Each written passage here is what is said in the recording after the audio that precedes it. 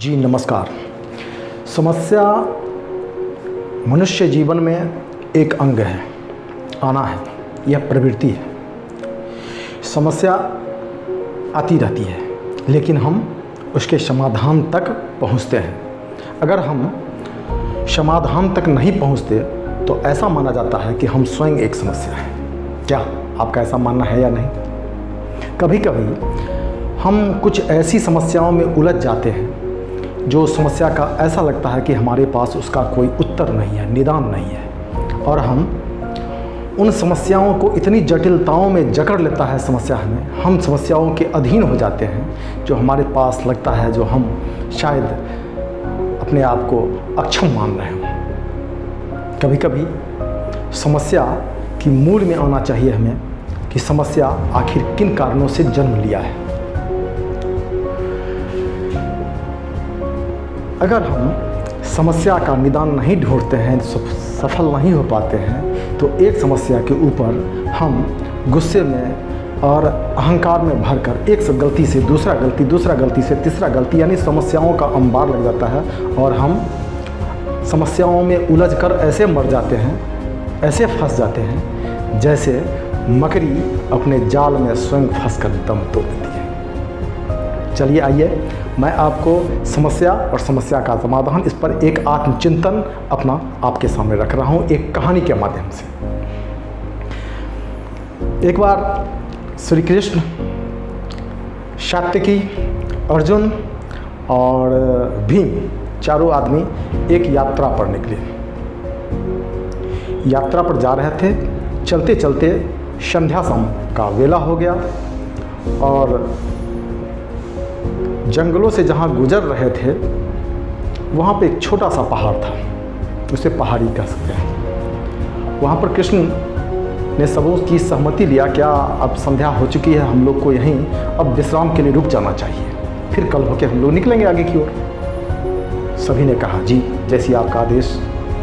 और वहीं पर एक पेड़ पत्तों से एक बिस्तर बना और उनके साथ रहने वाले जो तीनों थे वह तीनों जंगलों में शाम संध्या काल में अल्पाहार के लिए, फलाहार के लिए कुछ कंदमूल खोजने लगे। कुछ देर के बाद खोज के लाए, फलाहार हो जाती है, सोने का समय आ जाता है। श्री कृष्ण ने ऐसी रचना किया कि सुरक्षा के दृष्टिकोण से हम लोग को रात्रि में 2-2 घंटे का एक समय तीनों में बांटकर और पहरेदारी करनी चाहिए जिससे हम लोग सुरक्षित रह पाएंगे। अब क्या होता है, श्री कृष्ण सो जाते हैं और रचना के अनुसार सात्यकी को 2 घंटे का जागरण करके पहरेदारी करने का समय दी जाती है। अब क्या होता है, सात्यकी, ये भीम, अर्जुन और श्री कृष्ण सो रहे हैं और सात्यकी पहरा दे रहे हैं। उनके सामने एक ऐसी घटना घटती है कि वह देखते हैं कि एक सूक्ष्म कीड़ा वह आगे बढ़ता है कृष्ण की ओर और आगे बढ़ रहा है। उसकी जो नुकीली दांत हैं, ऐसा प्रतीत हो रहा है कि वह श्री कृष्ण को डंक मारेगा। सात्यकी बहुत तेजी से जाते हैं, श्री कृष्ण के प्रति उनकी भक्ति है, अगाध श्रद्धा है, वह चाहते हैं हटाएं। जैसे ही वह गुस्से से हटाना चाहते हैं कि वह कीड़ा का आकार थोड़ा बड़ा हो जाता है। उनके मन में अजीब सा हलचल होता है, यार ये बढ़ क्यों गया। उन्होंने बड़ा तेजी से फिर उसको हटाना चाहा कि उसकी आकार फिर बड़ी हो गई। उनके अंदर एक जिज्ञासा हुआ, अरे बढ़ क्यों रहा।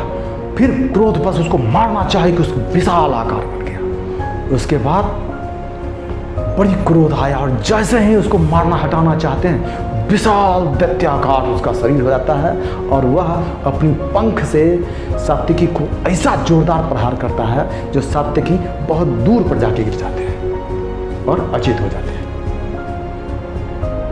कुछ देर के बाद अर्जुन की आंखें खुलती है। उसने देखा, अरे सारे सो रहे हैं, इनकी नींद आ गई क्या।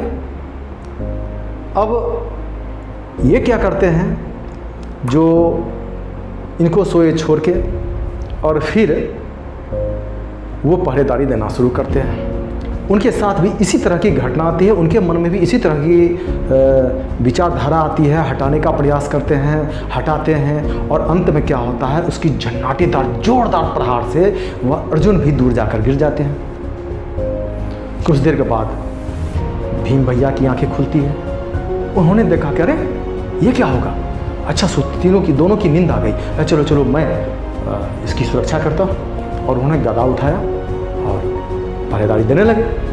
कुछ देर के बाद इनके साथ भी ठीक वही घटना घटती है कि आगे बढ़ता है, जैसे ही मारने हटाने का प्रयास करते हैं वह उसका आकार बढ़ता है, फिर बढ़ता है, क्रम बढ़ता चला जाता है। और उसके बाद भीम के साथ 10,000 हाथी का बल था। इन बातों का उसे अहंकार भी था, उसे आत्मविश्वास भी कहें, और आत्मविश्वास जब बढ़ जाती है तो अहंकार का रूप धारण करता है। भीम ने 10,000 शक्ति का इस्तेमाल करके उस पर जोरदार मारा, लेकिन कीड़ा उनसे भी कई गुना शक्तिमान हो गया और भीम को भी ऐसा मार के प्रहार करके उन्हें भी मूर्छित कर दिया और वह गिर जाते हैं, बेहोश हो जाते हैं।